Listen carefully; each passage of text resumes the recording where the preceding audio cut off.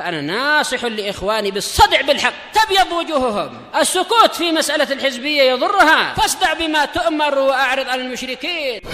سلامي على دماج ورجالها والشيخ يحيى ودار العلم يا سعد بانيها. بسم الله الرحمن الرحيم. الحمد لله والصلاة والسلام على رسول الله وعلى آله وصحبه ومن والاه. Kita lanjutkan kajian kita dari kitab tafsir. Kita masih pada ayat yang ke-32 dari surat Al-Maidah. Di antara faedah yang bisa kita ambil dari ayat yang ke-32 ini,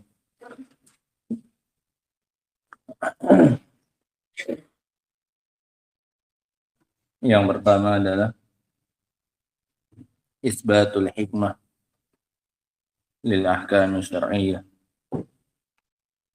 Yang pertama adalah penetapan adanya hikmah pada hukum-hukum syar'i. Penetapan adanya hikmah pada hukum-hukum syar'i.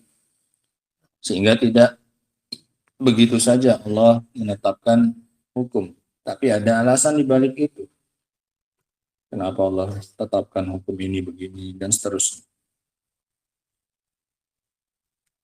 Karena kan Allah mengatakan di awal ayatnya min ajli dzalika katabna.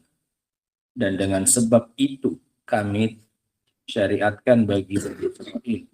Dengan sebab adanya pembunuhan di antara dua orang anak Adam, maka kami tetapkan. Itu alasannya. Sehingga Allah bukan serta-merta menetapkan sebuah hukum dan memberikan sebuah syariat, tapi ada alasan di balik itu. Nah, dan ini sesuai dengan nama Allah Subhanahu wa taala Al-Hakim. Zat yang memiliki hikmah dalam segala perbuatannya. Allah punya hikmah. Faedah yang kedua,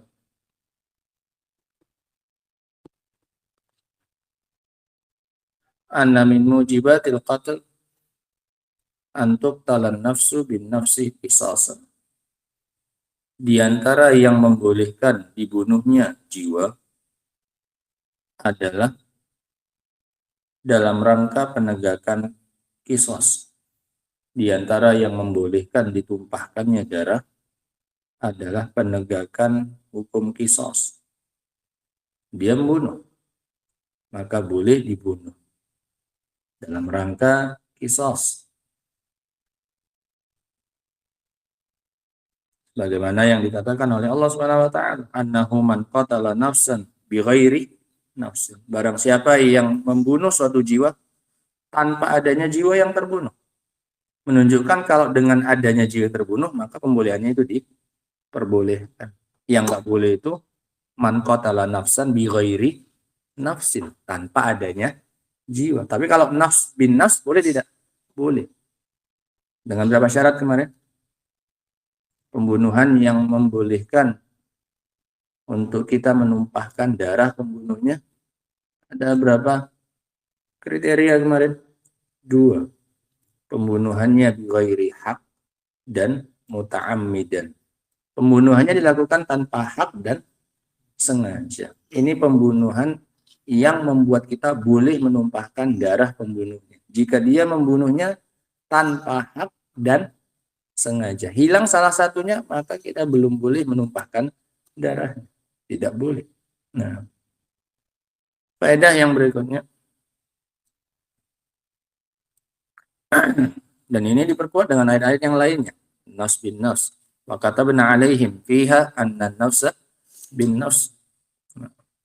Dan juga dalam ayat Al-Baqarah, ya ayyuhalladzina amanu kutiba alaikumul qisas fil qatl.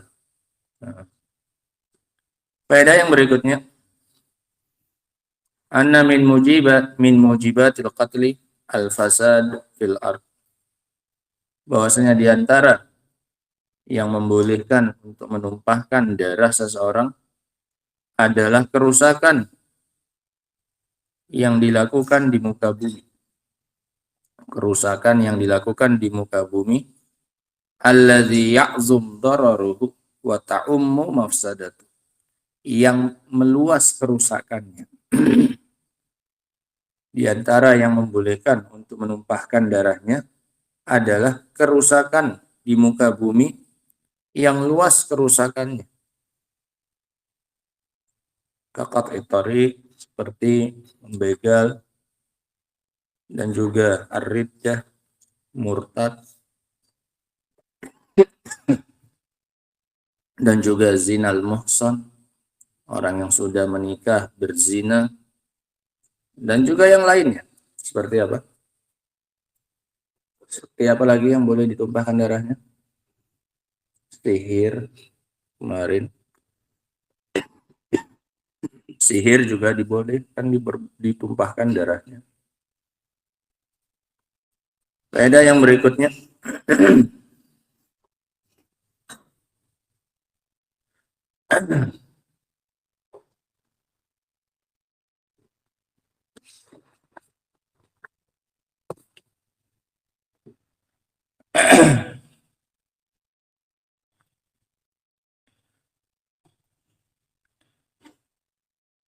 La ibrata bima alaihi al-katsir minan nas.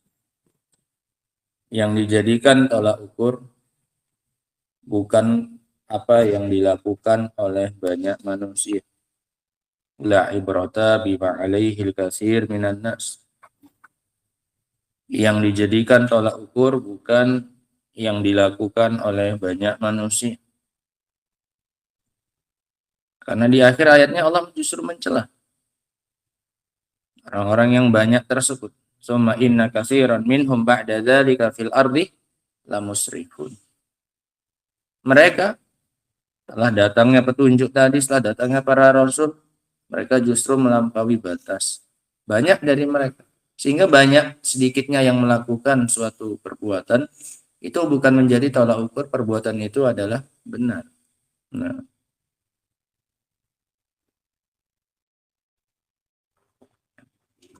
sekarang kita masuk pada ayat yang berikutnya. Ayat yang ke-33. Baca Iqbal.